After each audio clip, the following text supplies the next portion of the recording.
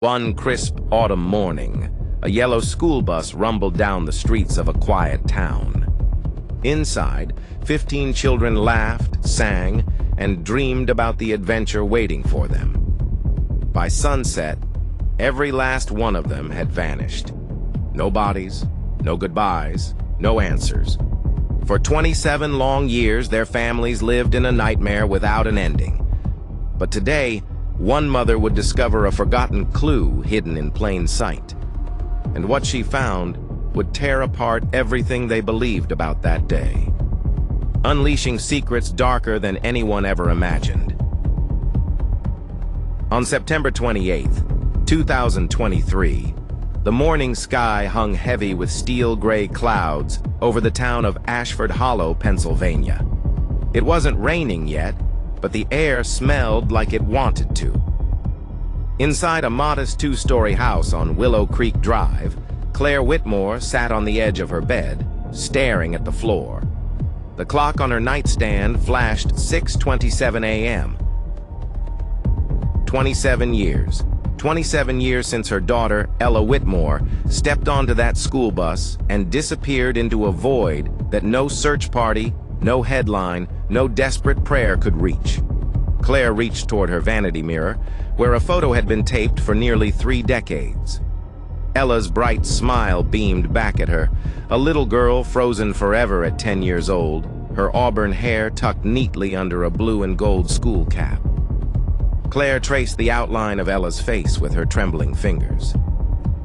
"My sweet girl," she whispered, her voice cracking under the weight of memories. Every year, Claire marked this day the same way. Wake up early, visit Ella's grave, though there was no body underneath. Bring her favorite white lilies. Pretend for a few hours that grief hadn't hollowed out her soul. But this year felt different.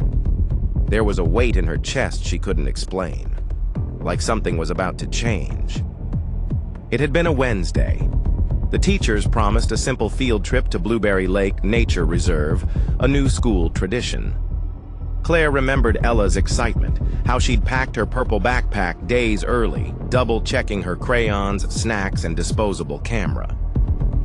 "I'll bring you back a pretty rock," Ella had giggled. Claire had ruffled her hair and kissed her forehead. She never saw her daughter again. When the bus didn't return that afternoon, the town erupted into chaos. Search parties combed the woods. FBI agents circled in with helicopters and K-9 units. The media camped outside the Whitmore's house for weeks. Nothing. No bus, no footprints, no bodies. The only clues? The male teacher, Mr. Paul Granger, had vanished too. A single torn backpack was found floating in the creek near the highway. It didn't take long for the town to crown Mr. Granger as the villain, a predator, a monster, a scapegoat for their unimaginable grief. But in her heart, Claire always knew there was more to the story. Claire pulled herself together, washed her face, and dressed in black jeans and a soft sweater. She packed a small tote bag with Ella's favorite snacks, a ritual, and the flowers she'd ordered 2 days ago. Before she left, her phone buzzed. A text from Maggie Doyle, her closest friend and fellow grieving mother. "You're not alone today. If you need a shoulder, come by. We'll have tea." Maggie's daughter, Sophie Doyle, had been Ella's best friend. And another missing name carved into the memorial stone at Willow Park Cemetery. Claire's fingers hovered over the phone. For 27 years, Maggie had been her lifeline. Without her, Claire doubted she would have survived the guilt, the rage, the endless what-ifs. Today, Claire decided she wouldn't face it alone. She texted back, "On my way, bringing tea and cookies. Love you." Maggie's house was a short walk, a white farmhouse with peeling shutters and a garden that overflowed with wildflowers in the summer and mourned alongside them in the fall. When Claire arrived, Maggie threw the door open before Claire could even knock. They embraced without words, the kind of hug that holds decades of pain and love in its arms. Inside, the kettle whistled as Maggie prepared Earl Grey and lavender tea, the same calming blend they'd relied on for years. They sat curled up on Maggie's couch, the photo albums spread out like sacred artifacts between them. Claire hesitated before flipping open a thick blue binder. They laughed at first, pointing at birthday parties, science fairs, and messy art projects. Claire even smiled, a real smile, for the first time in days. But then, Claire's fingers stopped mid-page. Her eyes narrowed. There it was. A class photo she had never seen before. Not the usual polished school portrait, but a candid snapshot. A group of children standing in front of a yellow school bus. Backpacks slung over shoulders. Excited, nervous smiles. Mr. Granger standing off to the side. But someone else stood there too. Someone who shouldn't have been there. In the background, near the bus doors, unmistakable even through the blur of old film, Principal Judith Baines. Claire's blood turned cold. That wasn't possible.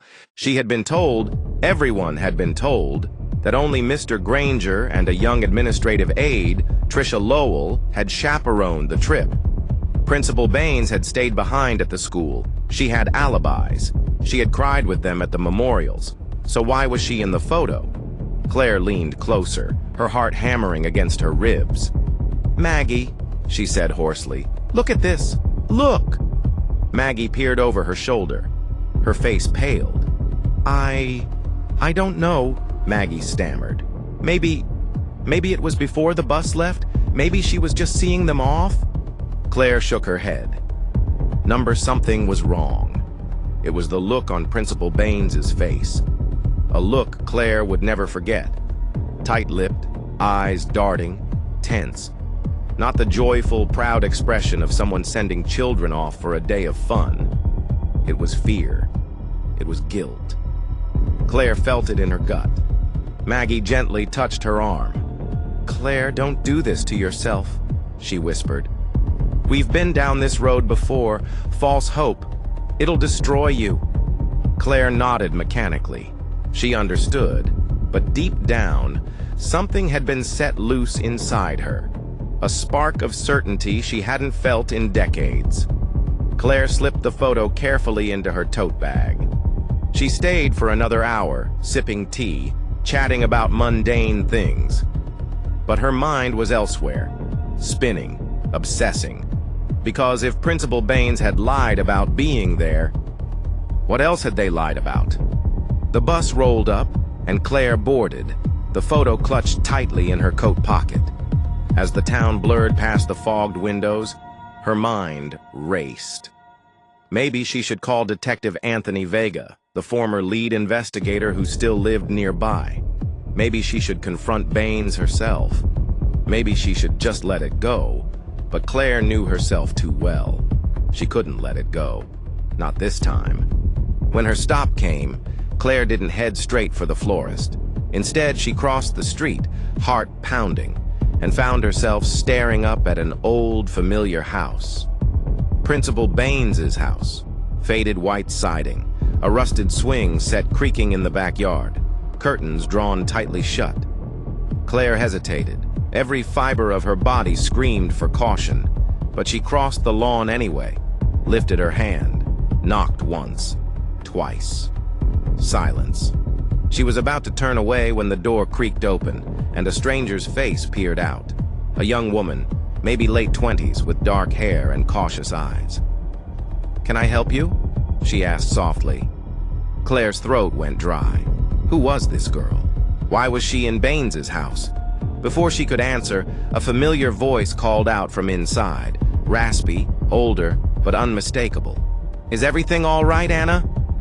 The voice of Judith Baines, alive, watching, hiding. And suddenly, Claire knew. Whatever secrets had buried her daughter's truth, they were about to be unearthed. Claire's fist hovered over the door. The girl, Anna, peered cautiously through the cracked opening. Behind her, Claire heard the voice again, old, worn, familiar. "Anna, it's all right," called Judith Baines, her voice tense but controlled. Anna hesitated, then stepped aside. Claire pushed the door open and crossed the threshold. The house smelled of stale coffee, damp wood, and something else. Something metallic, bitter, like the air just before a thunderstorm. The living room was dim, cluttered with old furniture, heavy curtains drawn tight against the light. Framed photographs lined the fireplace, not of children, but landscapes, empty fields, lonely roads. Baines shuffled into the room, her frame smaller than Claire remembered. Time had hollowed her out. Still, her sharp blue eyes cut through the gloom, landing squarely on Claire. "Mrs. Whitmore," she said coolly, "I assume this isn't a social call?" Claire pulled the photo from her pocket, held it up, silent. Baines barely glanced at it before her lips tightened into a thin, bloodless line. "I don't know what you think you found," Baines said. "I think you lied," Claire said, voice trembling but firm. "I think you were on that bus. I think you know what happened." A heavy silence. Anna shifted uncomfortably in the corner, biting her lip. Baines sighed, the sigh of a woman exhausted by decades of secrets. "I was there," she admitted finally, her voice cracking. "But not the way you think." "I drove the children to the reserve," Baines said. "I wasn't supposed to, but the school's second bus broke down that morning. There wasn't time to arrange anything else." Claire's heart hammered against her ribs. "You drove them?" she repeated, stunned. "But you told the police you stayed behind. You lied." "I lied to protect the school," Baines said bitterly. "The board was terrified. Parents pulling their kids out. Lawsuits. It would have destroyed Ashford Elementary. I was forced to say I stayed behind. I was threatened with losing everything." Claire's hands shook. "Who threatened you?" she demanded. Baines looked toward Anna, a silent, loaded glance. And for the first time, Claire realized Anna wasn't just a visitor. Anna was the secret. "I was one of them," Anna said quietly. Claire's head snapped toward her. "One of them. One of the children," Anna continued, her voice almost inaudible. "One of the 15 who disappeared." Claire staggered back a step, dizzy with shock. It couldn't be. It wasn't possible. "You're lying," Claire rasped, her mouth dry. "You're too old. Anna, you're in your 20s. "I was 9 when it happened," Anna whispered. "My real name is Amelia Grant." The name struck Claire like a hammer blow. She remembered it, clear as day. Amelia Grant, bright-eyed, freckled, Ella's deskmate. Claire's knees buckled and she gripped the back of a chair for support. "Why?" Claire choked out. "Why didn't you come home?" Anna's eyes filled with tears. "Because not everyone made it," she said. "And those of us who did were told if we ever spoke, our families would die too." Anna, Amelia, sat down heavily and began to tell her story. The bus had never made it to Blueberry Lake. They had been diverted, forced off the highway by 2 black SUVs, armed men, masks, chaos. They were loaded into vans, driven across state lines, and beyond. Amelia remembered nights locked in barns, basements, and worse. Children disappearing one by one, some were taken, some were sold, some died. Tears streamed down her face. "I was lucky," she said hollowly, "if you can call it that." An older woman, one of the captor's housekeepers, had smuggled Amelia out, risked everything to hide her. Fake names, fake documents, years spent hiding in plain sight, terrified. And all the while, Judith Baines had been quietly funding Amelia's survival. Guilt money. Not because she orchestrated the kidnapping, because she witnessed it. Claire's hands trembled as she pieced it together. Baines didn't mastermind the abduction, but she knew who did. "You saw them," Claire whispered. "You know who took our children." Baines looked away. Tears pooled in her lined eyes. "I saw one of them," she said. "A man. Someone from town." Claire's stomach dropped. From town. One of them. A trusted face. A neighbor. Baines swallowed hard. "His name," she said, her voice breaking. It was Charles Avery. Claire reeled back. The name made her skin crawl. Charles Avery, head of the Ashford Hollow School Board, pillar of the community, organizer of charity events, family friend. He had even spoken at the memorial service. Claire's mind raced. Was he still alive? Still here? Still hiding in plain sight? Claire couldn't breathe. She stumbled back onto the porch, gasping for air. Amelia followed her outside, gently placing a hand on her shoulder. "I'm sorry," Amelia whispered. "I wanted to come forward. I did. But the fear, it never left."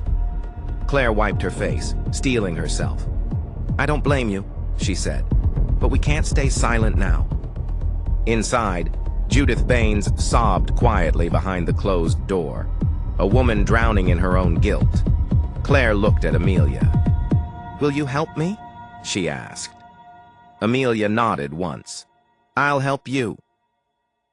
2 hours later, they sat together in Claire's living room, piecing through Amelia's few hidden belongings, old letters, forged school documents, and something shocking. A police report draft, never filed publicly, detailing a witness description from 27 years ago. A black SUV, a man with salt and pepper hair, a scar across his jaw. It matched Charles Avery perfectly. Claire's hands trembled as she unfolded a second yellowed paper. A payment receipt. Large sums of money wired to a private contractor weeks before the disappearance, signed by Charles Avery. The cover-up had been real, and deeper than they ever imagined. As the evening fell, a storm brewed over Ashford Hollow. Claire sat by the window, watching rain splatter against the glass. Her phone buzzed, a private number. She hesitated, then answered. Silence on the other end. Then a low, raspy voice. "You don't know what you're digging into, Mrs. Whitmore." Claire's blood ran cold. "Stop asking questions, if you want to keep breathing." The line went dead. Claire stared at the phone, her heart thundering. Trembling, she looked at Amelia. "They know," she whispered. "They know we're coming for them." Claire sat frozen, the phone slipping from her hand. The anonymous voice from the earlier call still echoed in her ears. "Stop asking questions. If you want to keep breathing." The rain outside pounded harder, smearing the world into a gray, trembling blur through the window. Amelia paced the room, wringing her hands. "We have to go to the police," Claire said finally, her voice steady despite the terror knotting her stomach. Amelia stopped, biting her lip. "You think they'll help us?" Claire hesitated. She remembered Officer Jensen, kind, patient, the lead on Ella's case all those years ago. If anyone could be trusted, it was him. "I know who we can talk to," Claire said. "At least, I hope." The building looked smaller than Claire remembered. Back when the investigation first began, it had been a hub of activity. Satellite vans, search dogs, families with hollow eyes clutching photos of missing children. Now it was just another sleepy small-town station. Claire pulled her hood tighter against the rain as she and Amelia hurried inside. Behind the front desk sat a woman in her late 40s, sharp-eyed, stern. "Can I help you?" she asked. Claire leaned in. "I need to speak with Detective Anthony Jensen. It's urgent." The woman's eyes narrowed slightly. She picked up the phone, murmured into it, then hung up. "He's expecting you," she said coolly. "Third door on the left." Claire's stomach twisted. Had he known they would come? Was that good or bad? Jensen looked older, grayer, heavier than Claire remembered. But when he stood to greet them, there was still warmth in his eyes. "Claire Whitmore," he said with a weary smile. "And this is Amelia Grant," Claire said. If he was surprised, he hid it well. "Sit," he said, motioning to the chairs across from his desk. Claire pulled out the faded photo, the payment receipts, the hidden police report. She laid them out carefully. Jensen leaned forward, studying each document in silence. As he read, the color drained from his face. "My God," he whispered. "All this time." Claire's heart hammered. "You believe us?" Jensen nodded slowly. "I believe you." Relief flooded Claire, but it was short-lived. Jensen leaned back in his chair, frowning. "But you have to understand, if Avery's involved, he's not alone. There's no way something this big happened without help." Jensen glanced around as if checking for eavesdroppers. "This town, it has shadows you don't see," he said in a low voice. "Avery, the school board, maybe even higher. They control more than you realize. The mayor, the judge, parts of the police force." Claire's mouth went dry. "You're saying—" "I'm saying you have to be careful," Jensen said. "Not everyone in this building is your friend." He gathered the documents carefully. "I'll open a quiet investigation," he said. "Nothing official on paper yet. If they catch a whiff of this, you'll be in real danger." Claire nodded, her heart pounding. Amelia clutched Claire's arm tightly. "How will we know who to trust?" Amelia whispered. "You won't," Jensen said grimly. "But you can trust me. At least." Claire hoped she could. They left the station an hour later, stepping back into the misty night. Claire had barely reached her car when she felt it. Eyes. Watching. A black sedan sat idling across the street, headlights off, windows tinted. Claire's gut twisted. "Don't look," she whispered to Amelia. They climbed into the car, trying to act normal. Claire started the engine, pulled away slowly, but in the rearview mirror, the black sedan pulled out too. Following, Claire's hands gripped the wheel tightly. "Someone's following us," she whispered. Amelia turned, peeking through the back window. "What do we do?" Claire's mind raced. "Stay calm, stay on main roads, don't go home." They wound through town, past darkened shops, shuttered diners, but the black car stayed a steady 2 blocks behind. Claire's heart pounded so loud she could barely hear herself think. Finally, she spotted the bright lights of Derek's diner, one of the few places open late. She swung sharply into the parking lot, tires screeching. Inside the diner, she'd be around witnesses. Safe. Maybe. Claire and Amelia dashed inside without looking back. The bell above the door jingled as they stumbled into the warmth. A few tired truckers hunched over coffee cups. An old couple in a corner booth. Normalcy. Safety. Or so Claire hoped. They slid into a booth near the window. Outside, the black car circled once, then disappeared into the night. Claire exhaled shakily. They ordered coffee, pretending to be just another pair of late-night customers. But Claire's hands shook so badly, she spilled her cup the first time she tried to lift it. Across the table, Amelia whispered, "They're scared. We're getting close." Claire nodded, but fear gnawed at her gut. If they were being followed, it meant one thing. Someone inside the station had already tipped Avery off. 2 hours later, they returned to Claire's house, cautiously, checking every mirror, every streetlight. They pulled into the driveway just as a dark figure stepped out from the shadows of her porch. Claire gasped, her heart slamming into her ribs. It was Officer Molly Reeves, one of the officers who had worked Ella's original case. "Molly?" Claire called out cautiously. The woman smiled, but it wasn't the warm smile Claire remembered. It was cold, calculating. "I heard you were stirring up old ghosts," Molly said, voice low. "You should have left well enough alone." Claire froze. "Molly?" Molly stepped closer. "You think you're the only ones who've lost something," she hissed. "You think digging this up will bring them back?" Claire's blood ran cold. "You knew," she whispered. "You knew what happened." Molly's eyes flashed.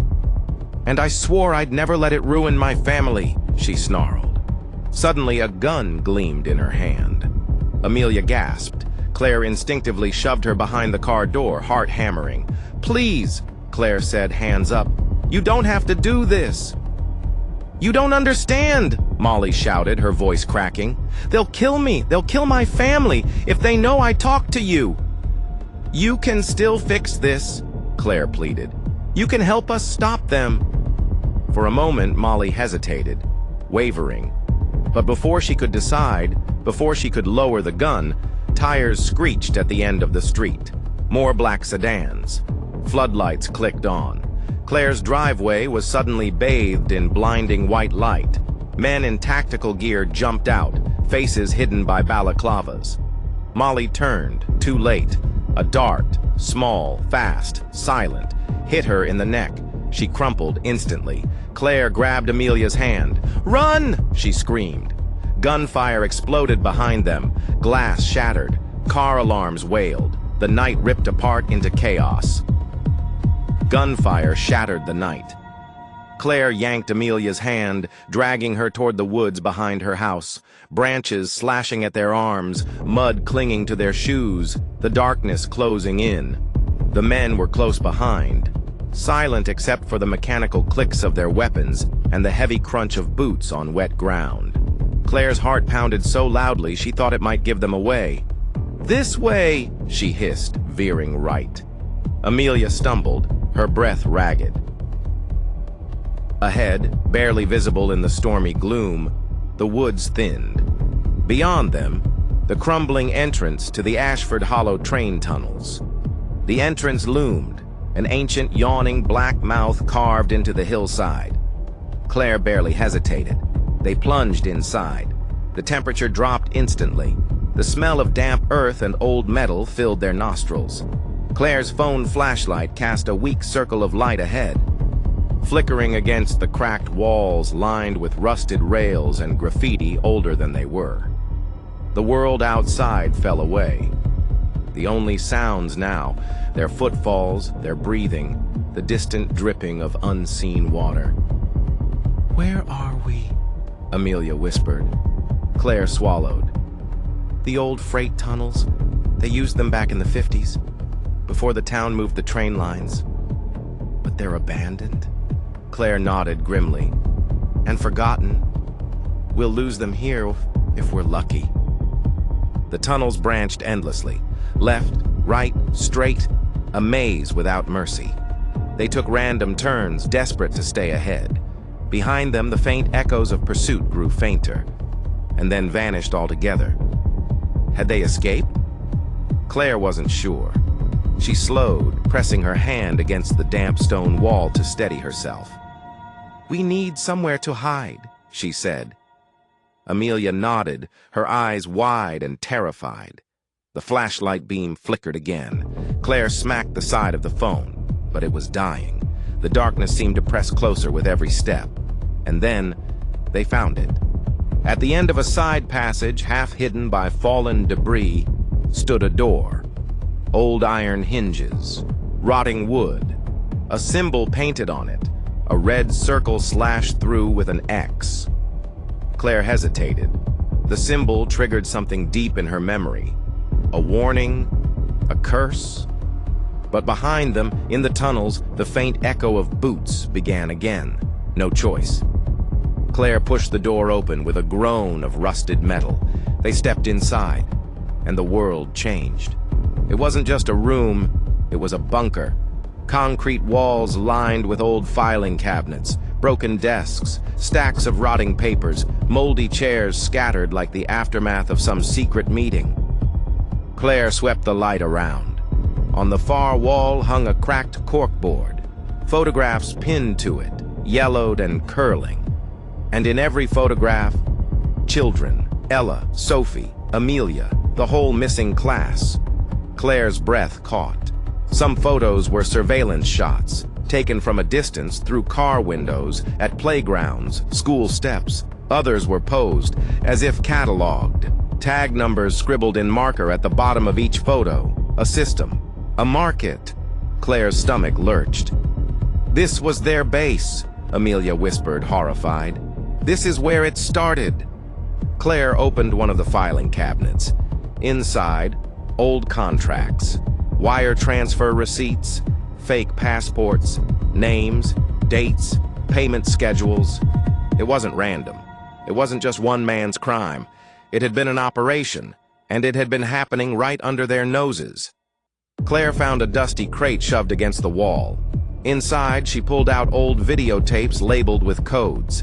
AH 1996-01, AH 1996-02, AH 1996-03, Ashford Hollow, 1996, series. The realization hit her so hard she staggered back. These weren't just memories, they were evidence, proof of unimaginable crimes. Suddenly, Amelia stiffened. "Claire," she whispered urgently. Footsteps. Closer this time, stealthier. Someone had found them. Claire grabbed Amelia's hand and backed toward the rear of the room. There was no other exit. Trapped. The flashlight flickered, then died. Pitch black swallowed them. Claire held her breath, heart hammering in her ears. A beam of light cut through the darkness. A voice, rough, unfamiliar, barked, "They're here!" Heavy boots pounded closer. Claire crouched low, clutching a heavy metal pipe she'd grabbed from the debris. She would fight if she had to. She would die if she had to. She wouldn't lose Amelia, too. Not again. The footsteps drew nearer, and then a deafening bang echoed through the tunnels. A scream. A thud. Silence. Claire blinked into the darkness, confused, frozen. Another flashlight clicked on, but this time it wasn't aimed at her. It illuminated the intruder's body slumped on the ground. Standing over him was someone Claire hadn't seen in decades, Detective Victor Hart, the man who had been kicked off Ella's original investigation for procedural misconduct. The man, everyone said, had gone crazy chasing conspiracies. "Claire Whitmore," he said, his voice gravelly but steady. "Looks like you finally stopped believing the fairy tales." They followed Victor deeper into the tunnels, through secret passages he knew like the back of his hand. In a hidden alcove, he lit an old camping lantern, bathing the small space in weak yellow light. Victor looked rough, graying beard, haunted eyes, a limp from an old injury. But he was alert, sharp. "You don't know the half of it," he told Claire and Amelia. "Avery wasn't working alone, neither was Baines, neither was Molly. They were part of something bigger," Victor said grimly. "A network that started right here in Ashford Hollow and spread across the country. A ring, a black market, a system designed to make children disappear, and prophets appear in their place. And your daughter, Claire," Victor said quietly. "Ella wasn't just a victim." Claire's heart clenched. "What do you mean?" she whispered. Victor hesitated, then said the words that shattered her world. Ella fought back. She almost exposed them, and for that, they made sure she never came home. Victor pulled a battered folder from his backpack. Inside were photos, not just of Ella, of documents, letters, whistleblowing reports, buried for years. Ella had seen something on that field trip, something she wasn't supposed to see, and they had silenced her, permanently. Claire's vision blurred with tears. Her daughter hadn't been helpless. She had been brave, braver than any of them ever knew. Before they could process it all, a sudden burst of static crackled from Victor's walkie. "They found us," Victor said sharply. He grabbed Claire and Amelia by the arms. "Run!"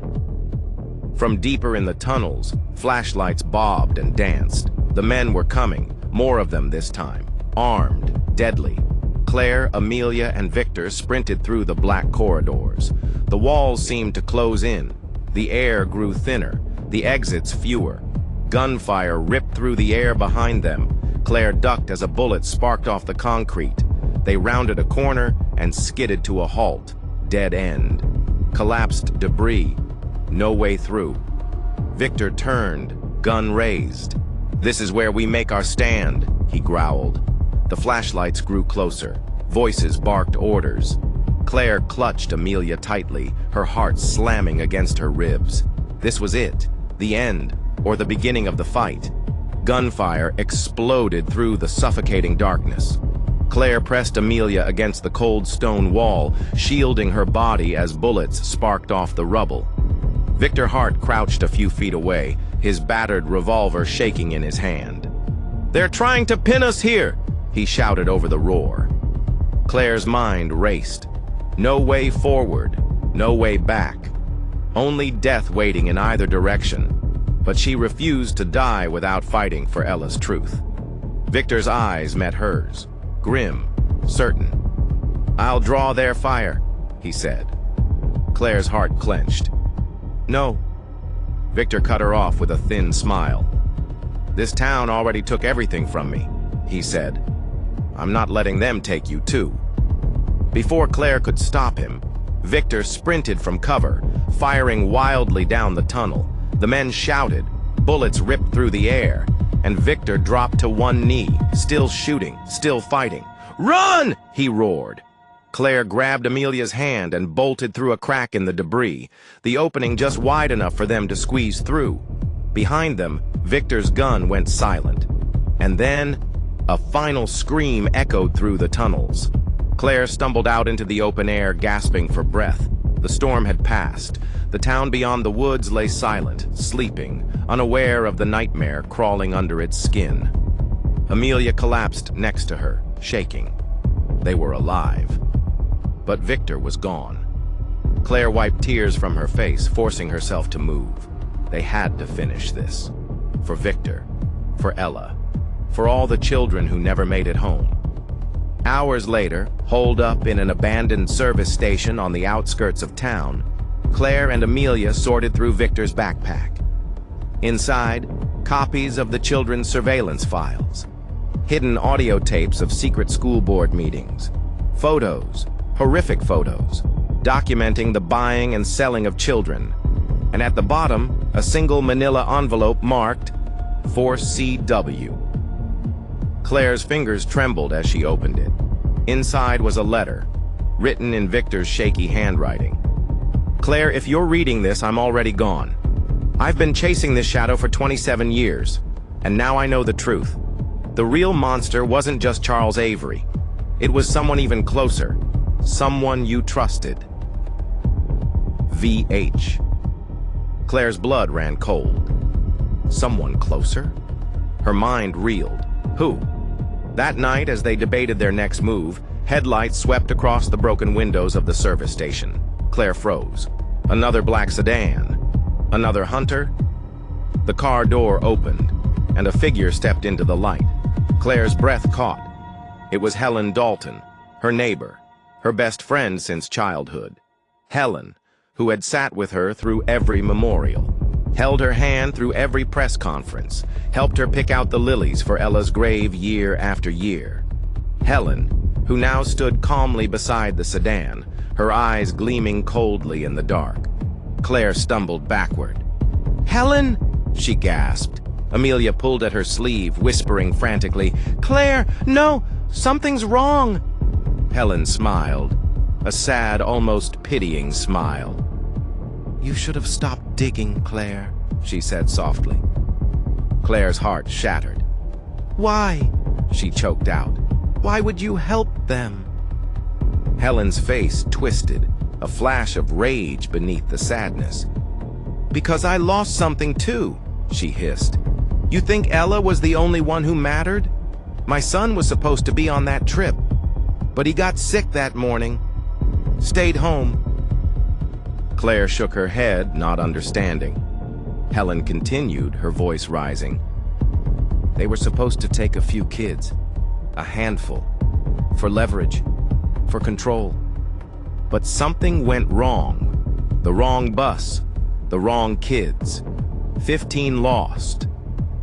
And when the town started digging, when families like yours refused to move on, they needed someone to watch, someone to steer you away from the truth." Claire staggered back, her world crumbling around her. "All this time," she whispered, "you were spying on me." Helen nodded. "And now, Claire," she said sadly, reaching into her coat, revealing a gun. "You've seen too much." Claire's mind raced. Could she fight? Could she run? Helen's hand tightened on the gun. Amelia edged closer to Claire, tears in her eyes. And then, Claire did the only thing she could. She spoke. "You loved your son," Claire said softly. "You still do." Helen flinched. "You made terrible choices," Claire continued, her voice shaking but strong. "But you loved him. You still feel the loss every single day, just like I do." For a moment, a heartbeat. Helen's mask cracked, her hands trembled. The gun lowered a fraction. Claire stepped closer. "You don't have to do this," Claire whispered. "You can end it. You can help me expose them. Honor your son. Save the others." Helen's breath hitched, her eyes filled with tears. The gun wavered. Claire reached out, her hand steady. "You're not a monster, Helen. You were just broken, like all of us." Silence. Helen's hand dropped. The gun clattered to the pavement. She crumpled to her knees, sobbing. In the hours that followed, Claire and Amelia coaxed the full truth from Helen. Charles Avery had funded the operation. Principal Baines had helped cover it up. Officer Molly Reeves had handled threats and cleanups. Helen had watched, gathered information, reported anything that hinted families were getting too close, and others, dozens of others, had been involved. Some still lived in Ashford Hollow. Some had moved on, to other towns, other schools, other jobs, building new nightmares wherever they went. With Helen's confession, the documents from Victor, and Amelia's testimony, Claire had everything she needed. The evidence could finally bring down the entire network. The FBI, the media, the world. They would know. They would all know. Claire swore it. As dawn broke over Ashford Hollow, Claire stood at Ella's grave, Amelia at her side, Helen in handcuffs behind them, guarded by 2 federal agents. Claire laid a single lily on the stone. "I love you," she whispered, "and I promise they won't hurt anyone else." The wind stirred, carrying away her words. Claire turned away, ready to fight, ready to finish it, ready to burn the lies to the ground. But as they left the cemetery across the street, a man watched them. A man Claire didn't recognize, or maybe didn't want to recognize. A man with a scar along his jaw and cold, dead eyes. He lifted his phone, spoke 2 words. "They know." And somewhere, deep underground, somewhere Claire couldn't see, another nightmare began to wake up. At dawn, Claire sat in the small motel room, her hands trembling around a cup of bitter coffee. The evidence Victor Hart died to gather lay spread across the bed. Names, faces, transactions, confessions. Amelia slept fitfully in the next bed, clutching a pillow like a lifeline. Claire watched over her, heart aching. She had promised herself, and Ella, that no more children would be stolen into silence. Today, she would keep that promise. They didn't go to the Ashford Hollow Police Department, not after what they knew. Instead, Claire drove 2 hours north, straight to the regional FBI field office. She burst into the lobby, slamming the evidence onto the counter. "I need to speak to someone, right now," she demanded, voice clear and fierce. Within minutes, agents swarmed around them. The story tumbled out, faster, wilder than Claire could control. A child trafficking network, a cover-up spanning decades, officials who were paid to look away. The agents listened, and for the first time in 27 years, someone believed her. They moved fast after that. Raids, seized accounts, arrests. Ashford Hollow woke up to the sound of sirens and news choppers thundering overhead. But Claire underestimated how desperate cornered monsters could become. That afternoon, as she returned to the motel to collect Amelia, a black SUV screeched into the parking lot. Men in tactical gear leaped out. Claire barely had time to shove Amelia behind her before they grabbed her. "Get the files!" one shouted. Claire fought, tooth and nail, until a blow to the side of her head sent her sprawling. Stars exploded behind her eyes. Through the haze, she heard Amelia scream, and then gunshots.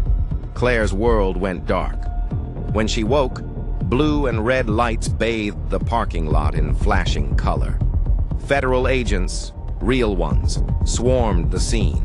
The men who attacked her were cuffed and bleeding, and standing over her, hand outstretched, was someone she never thought she'd trust again. Detective Anthony Jensen. "You didn't think I'd let you fight alone, did you?" he said, voice low but firm. Claire took his hand, tears blurring her vision. "You came," she whispered. Jensen nodded. "Justice always takes the long way around," he said, "but it gets there eventually." The story broke nationwide within 24 hours. Headlines screamed across every screen. Small-town horror. Child trafficking network exposed after 27 years. Heroic mother forces national investigation into forgotten children. Pictures of Ella, Sophie, Amelia, all the lost children, flooded social media. Candlelight vigils bloomed across the country. And the survivors, the ones who had endured unthinkable horrors, finally had a voice. The arrests spread beyond Ashford Hollow, into neighboring states, into other towns, into places no one had dared suspect. Claire stood in the eye of the storm, her heart heavy but full. She had kept her promise. They would be forgotten no more. 1 week later, Claire stood at the new memorial erected in the town square. A simple black stone etched with 15 names, and 2 simple words beneath: never forgotten. Families gathered, holding candles. Survivors stood trembling, faces lined with pain and hope. Amelia placed a single white lily at the foot of the monument, Ella's favorite flower. Claire stepped forward to speak. Her voice trembled at first, but grew stronger with every word. For 27 years, our town lived in silence. For 27 years, we whispered about monsters and tried to pretend they didn't live among us. But monsters don't vanish just because we stop looking. They don't hide in fairy tales. They hide behind smiles. They hide behind handshakes. They hide inside systems that fail the ones who need protection most. Today, we say their names. We remember their laughter. We honor their courage. And we vow, never again. Silence fell over the crowd, heavy, reverent. Claire looked up at the sky. Somewhere, she believed, Ella was smiling too. Later, as the sun set over Ashford Hollow, Claire packed up the last of her things. She wasn't staying. Not here. Not where the shadows stretched too long.